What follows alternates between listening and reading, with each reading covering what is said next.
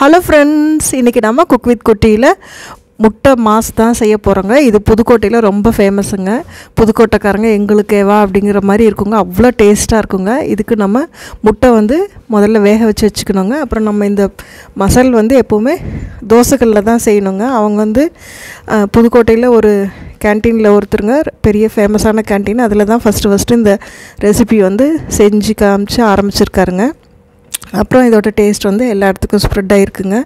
அவ்வளோ ஒரு டேஸ்ட்டாக இருக்குங்க. இதுக்கு நான் கொஞ்சம் சின்ன வெங்காயம், பெரிய வெங்காயம் எல்லாமே எடுத்துருக்கேங்க. வெங்காயம் நிறைய சேர்த்துக்கிட்டால் ரொம்ப நல்லாயிருக்குங்க. இந்த வெங்காயத்துக்கு தேவையான உப்பு சேர்த்துக்கிறோங்க. இப்போ இதை நம்ம மூடி வச்சு வதக்கிறப்போ சீக்கிரமாக இந்த வெங்காயம் நல்லா வதங்கி வந்துடுங்க. யூஸ்வலாக முட்டையை நம்ம பெப்பர் போட்டு செய்வாங்க, மற்றபடி நிறைய டிஷ்ஷாக செய்வாங்க. ஆனால் இது மாதிரி ஒரு தடவை நீங்கள் செஞ்சு பாருங்கள், அவ்வளோ சூப்பராக இருக்குங்க. பாருங்கள், வெங்காயம் நல்லா வெந்து வந்துடுச்சுங்க. இப்போ நம்ம 2 தக்காளி இது கூட சேர்த்துக்கிறோங்க. தக்காளியும் இதே மாதிரி பொடியாக கட் பண்ணி வச்சுருக்கேங்க.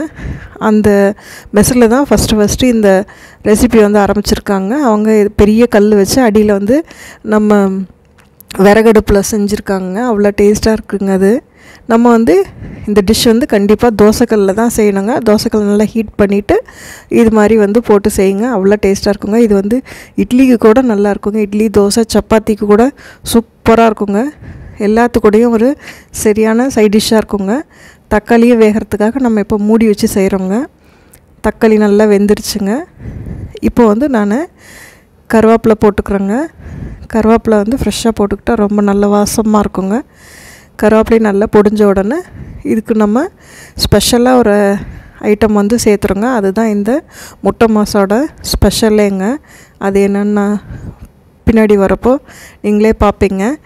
இப்போ இது நல்லா வதக்கி விட்டதுக்கப்புறம் நம்ம இதுக்கு தேவையான கொஞ்சம் மசால் போட்டுக்கிறோங்க. நான் வெறும் சாம்பார் தூள் இருக்கு இல்லைங்களா, அதுதான் போட்டுக்கிறோங்க.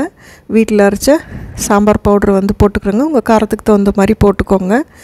அப்புறம் கொஞ்சமாக நான் மட்டன் மசால் சேர்த்துக்கிட்டேங்க.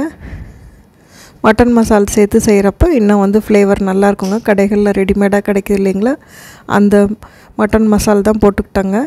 அது சும்மா ஒரு ஸ்பூன் அளவுக்கு போட்டுக்கோங்க. இப்போ இதுவும் நல்லா அந்த பச்சை வாசல்லாம் போய் வர அளவுக்கு கலந்து விட்டதுக்கப்புறம் பெப்பர் பவுட்ரு ஃப்ரெஷ்ஷாக க்ரஷ் பண்ணி போட்டிருக்கேங்க. அதுவும் ஒரு ஸ்பூன் போட்டிருக்குங்க. பெரிய ஸ்பூனில் ஒரு ஸ்பூன் போட்டிருக்குங்க.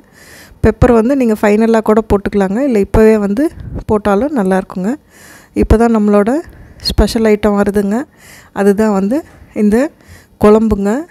நம்ம சிக்கன் குழம்போ இல்லை மட்டன் குழம்போ எடுத்துக்கலாங்க. எந்த சால்னா வேணால் எடுத்துக்கலாங்க. அது இந்த தோசைக்கல்லில் ஊற்றி முட்டையில் ஃப்ரை பண்ணுறது தான் இந்த முட்டை மாஸோட ஸ்பெஷலேங்க. இந்த குழம்பு ஊற்றி செய்கிறோம் இல்லைங்களா, அதுதான் இதோட சீக்ரெட்டேங்க. ஸ்பெஷலும் அதுதான், குழம்பு ஊற்றி செய்கிறதுங்க. இப்போ நம்ம பாயில் பண்ணி வச்ச எக்கு இப்போ நல்லா சேர்த்துக்கோங்க. இந்த குழம்பு, இந்த மசாலா எல்லாம் நல்லா பாண்ட் ஆனதுக்கப்புறமா நம்ம இது மாதிரி பாருங்கள், 5 முட்டையை இது மாதிரி இப்படி கட் பண்ணி வச்சுருக்கோங்க. பாதியாக கட் பண்ணிவிட்டு திரும்ப அதை இன்னொரு பாதியாக கட் பண்ணியிருக்கேங்க.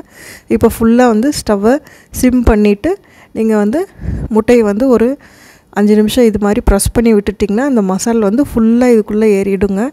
அதுக்கப்புறம் நம்ம திருப்பி விட்டுக்கலாங்க. வெங்காயம் அதுக்கு தான் நான் சொன்னாங்க, நிறைய சேர்த்துக்கிட்டோம்னா நல்லாயிருக்குங்க. இது சின்ன வெங்காயமே ஃபுல்லாகவும் போட்டு செய்யலாங்க. நான் இப்போ சின்ன வெங்காயம், பெரிய வெங்காயமே 2 கலந்து சேர்த்துருக்கேங்க. இப்போ கொஞ்சம் கொத்தமல்லி தழை வாசத்துக்கும் அழகுக்கும் போட்டாச்சுங்க. இப்போ இதை திருப்பி விட்டுக்கலாங்க. அவ்வளோதாங்க, நம்மளோட முட்டை மாஸ் ரெடி ஆகிடுச்சு. இது மாதிரி கண்டிப்பாக ஒரு தடவை உங்கள் வீட்டில் முட்டை வாங்கியிருந்ததுன்னா ட்ரை பண்ணி பாருங்கள். அவ்வளோ சூப்பராக இருக்குங்க. ரெசிபி பிடிச்சுன்னா கட்டாயமாக உங்கள் ஃப்ரெண்ட்ஸ் கூடயே ஷேர் பண்ணுங்கள். தேங்க்யூ.